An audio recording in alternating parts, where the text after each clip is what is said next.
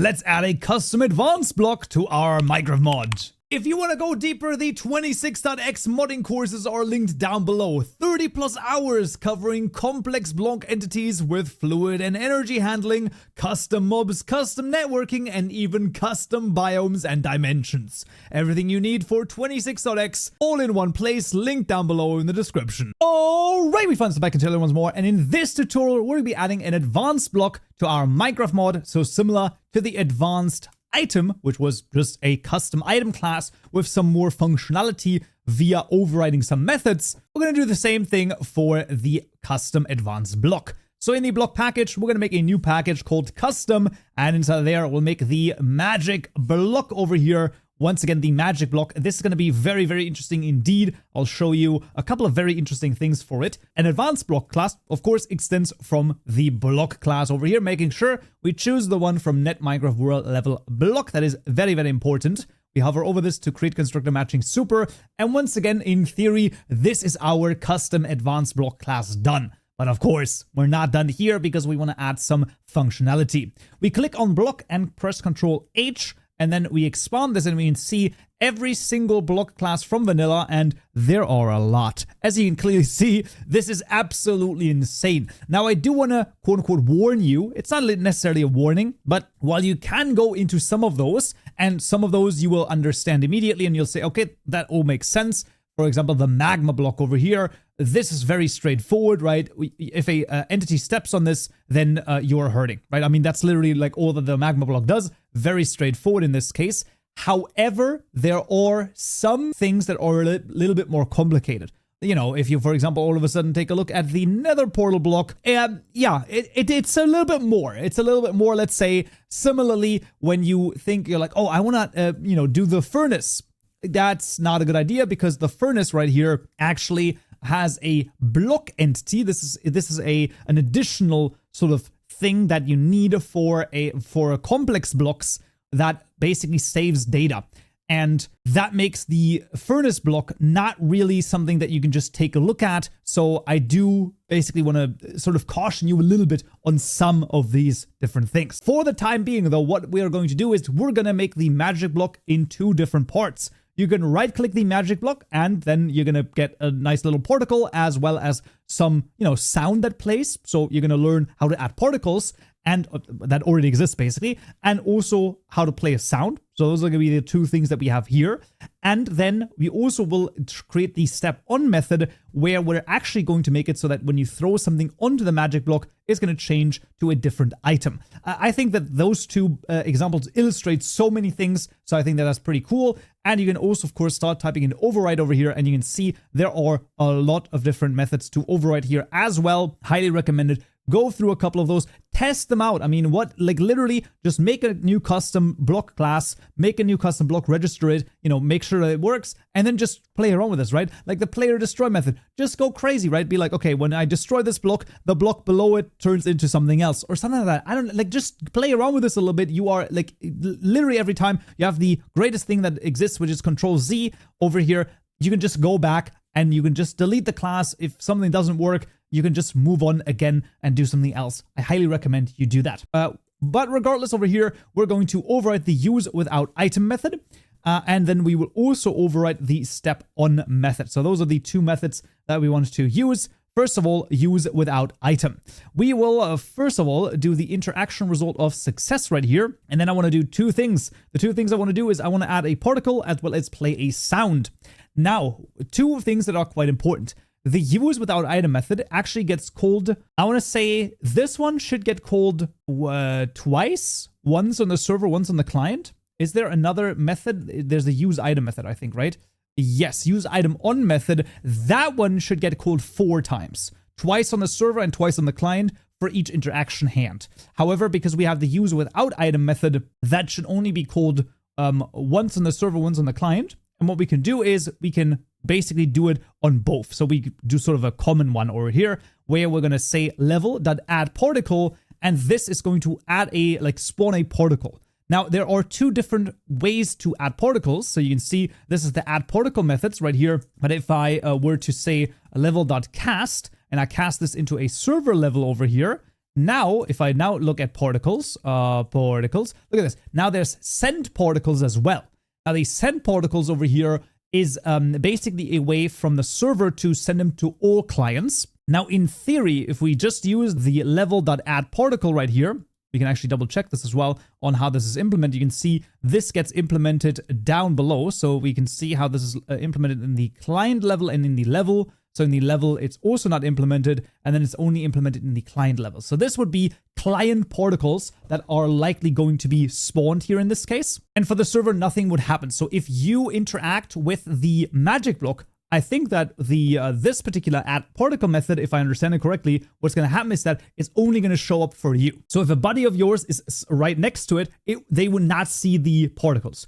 If you want them to see the particles, we would once again, similar to the chisel item, have to check if we're on the server and then use the send particle method to actually send the particles to every player around. But in this case, we're just going to add the particles. Now, in this case, you can do an item particle option. You could do even other things. So theoretically, we could do a block particle option of this particular block state. We could do particle options. Particle. I think particle types actually does work. So we can set a particle type over here, and you can see there's quite a few of them. Now, some of them work better than others because for some of those, they have sort of default ways that they operate, right? So we can try to add the glow, but it may or may not work. So just be aware of that. Then here we want to do the position of X plus 0.5. I'll explain that in a second.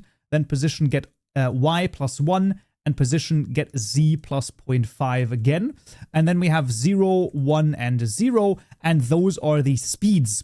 So the idea is, why are we doing 0.5 on both the X and the Y, Z rather? The reason is the block starts actually at the bottom right corner, I want to say, something like that. But basically, on one of the bottom corners is where the 0, 0 is. So that's the X, Y, and Z. And by putting a 0.5, adding a 0.5 to both the X and the Z direction, we're actually centering it into the block itself and then moving it all the way up the block. So 1 in here represents the length of a block. And then we're also shooting it upwards towards the sky, I guess. That's the idea in like a velocity of 1 in this instance. We'll see if this works. Otherwise, we can always change out the particle type over here. Obviously, there's like a whole bunch of them. So I highly recommend you just test it out. Just play around with this a little bit and you will see. The next one is playing a sound. Now, this one is actually going to work for everyone. And the reason why is because when we do a play sound, so level.play sound over here, there are two different things that you can call: the play sound method as well as the play local sound. If you play the local sound, then it should only happen for your player. However, if you play the sound like this, then it is going to happen for everyone around. So we will pass in the player, we'll pass in the position right here. We'll say this is going to be sound events.amethyst block resonate. Sure, why not? This is going to be for the sound source of blocks. And then maybe increase the volume by 1, like do a volume of 2 here, because usually this is a little bit lower than I want it to, and the pitch is going to be 1. Here, importantly, when the play sound method, the first parameter is called accept.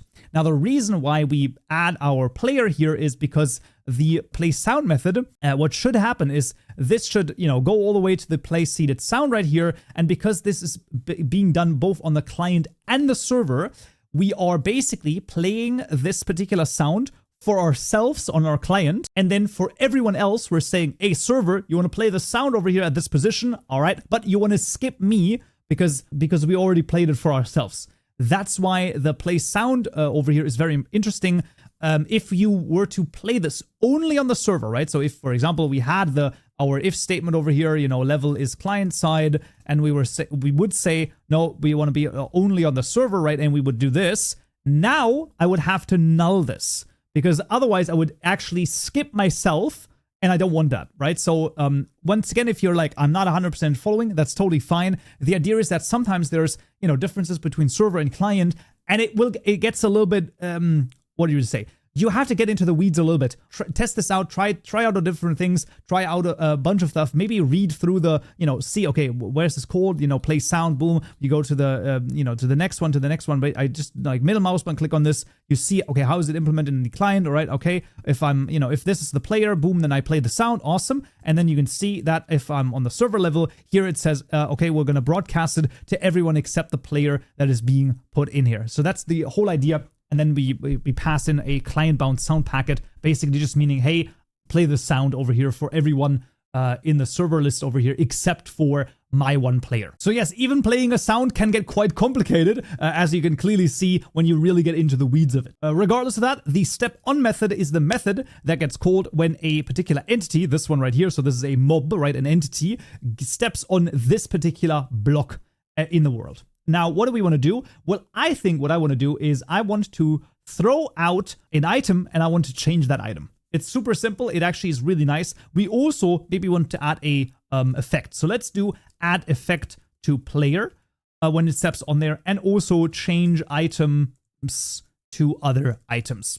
Just for the sake of argument over here, we could do that. Now, how would this look like? Well, we can ask over here. Why someone say ask? I mean, an if statement. So if the entity that has stepped on this is instance of, let's say, a player, right? And if that is a player, then we want to do player.add effect over here, and we will make a new mob effect instance. And let's say, for example, of mob effects.glowing, right? For the sake of argument, we'll do glowing for, I don't know, 300 ticks over here. So the duration here is in ticks, so you have to divide it by 20 to get the number of seconds. So in this case, that would be 15. And that adds an effect to the player when we step on this particular block. That's pretty freaking cool, you gotta admit. Now, how would we change an item? Well, that turns a little bit more complicated, but not that much more complicated. We, of course, first of all, need to know if the entity on there is an item entity, right? So the item entity is the type of entity that, well, holds an item. So when you throw out, a diamond onto the ground, that is an item entity that is sitting there. We will cast this to an item entity immediately. And then we want to, first of all, say, hey, is this even like a valid item? Can we transform this? And we say, oh, sure, we can do that. So we can say is valid item, which right now this method doesn't exist. This is a form of programming. We'll talk about that in a second. We pass in the item entity.getItem, which gets us the item stack. So the way that I have written this is I've made basically a reference to a method that doesn't exist yet. Now you might say it doesn't exist. What am I supposed to do here? Well, hold on a second. You have to realize the following. First of all, we're just trying to step through the logic. Right now, we don't care about what a valid item is or isn't. We're just sort of thinking about, do we have a valid item, right? And that makes these things often much easier to sort of understand, because what happens is that you think, oh, but a valid item has to be this, and I have to think about this and that.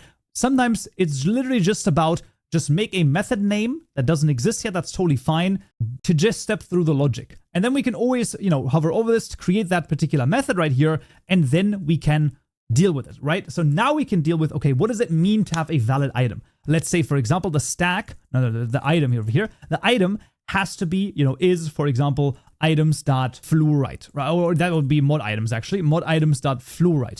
Or let's say, for the sake of argument, let's also say item is, let's say we can also transform the item of the iron ingot, right? So let's say items.iron_ingot over here, boom. Right, and now what I can do is I can throw on fluorite or iron ingot, and then something will happen, and both of those will be valid. And what I want to do is I want to say the item entity should set the item to a new item stack.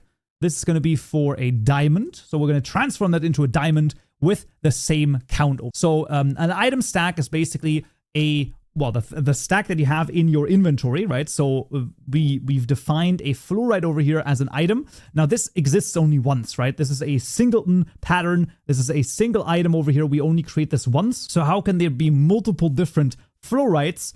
Same thing with the chisel, right? We have one chisel item class, and we have one item called chisel right here, like one field. How does that work? Well, the way that it works is that when you have 3 different chisels in your inventory, right? And I, start like changing blocks with one, obviously the durability only goes down for the one I'm using. And those are individual stacks sort of the type of item chisel. That's the idea on how that sort of relates here in this case. So that means that we're making a new stack and we're setting the item stack to a diamond. So we're transforming the actual item into a diamond in this instance with the same amount of items. And we will be able to transform both fluorite as well as an iron ingot in this case, and that is the idea. Here, also, by the way, you could do the same thing that we've done in the chisel, right? So where we've had a map right here, you could have a map from item to item. Instead of doing the valid item method, that would also work if you want to transform certain items into different items. In this case, every item is going to be transformed, or like every valid item, that's a very important idea. Every valid item is going to be transformed into a diamond in this case. Once again, of course, I don't want to say nonsense, but like in this case, way too overpowered. Wouldn't be a thing that you want to add one-to-one into your mod, but it illustrates certain things, right? And that's all that I want to really do over here with the tutorials. I want to illustrate how certain things work, how they connect to each other, and there we freaking go. With that being said, the magic block now, of course, still has to be registered. Yes, similarly to how all the other blocks are registered. So let's see. This is the magic underscore block right here. And of course, we'll change this to the magic block.